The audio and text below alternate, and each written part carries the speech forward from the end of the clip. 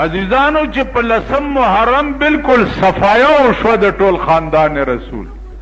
شاه قاسم د ړومبی شپې ناوې تی پاتې شوه هغم قربان ش. علي اکبر غوندې زلمی چې ټوله کربلا به د هغه د حسن په تماشا وه. بیا په دې مړو جړا کوونکي بی بی زینب وه. علما لیکي چې بی بی زینب حسن دومره اوچتو چې په دغه وخت کې په مخ د ځمکه د زینبي عمره ښایسته ښځه څوک نه وه. چې لسم محرم ماښام صفایا وشوه نو د ابن زیاد فوج چې دی په خیمو حمله وکړه او د خیمو نه زنانا او ماشومان دا د فوج په بند کې لاستړلی راوویسته او یزید ته روان کړ. یو ډېر لوی ظلم بد شوی دی بل چې د ابن زیاد فوجیانو د امام حسین سر چې غوس کو نو هغې کې تار واچولو امام زین العابدین ته په غاړه کې ځوړند کو. د هغه په غاړه کې دا سر ځوړندو په دغه قافله د بی بی زینب کې زین العابدین هم روان. انتها د ظلم انتها ده.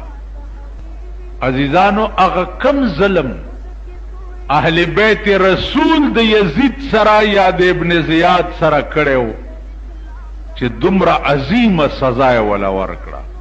دا هم بني آدمو چې دا چا د امام حسین په سر کې مزه چولی او زین العابدین ته په غاړه کې ځوړند کړی و دا مسلمانانمو. او د یزید فوجیانو بیا هغه بیبیانې د خیمو نه راوویستې او یزید حکم کړی چې ما ته پیش چې د یزید مخې ته یې پیش کړه نو یزید ورته وویل چې ودلیدو د خپلو باغیانو حال. زینب ورته یو تقریر وکړو او په تقریر کې لویه خبره دا وه چې ماذا تقولون ان قال النبي لكم او یزیدا که د قیامت په ورځې زمانی که محمد رسول الله در نه تپوس وکړو چې تا زمان وسو سره څه عمل کړی نو څه جواب دی وکړی. علامه دمیری لیکلی دي د بی بی زینب په جړا کې دا خبره یزید ته مخامخ کول نو فدمت عینا د یزید دواړو سترګو نه بې اختیاره اوښې راتوی شو.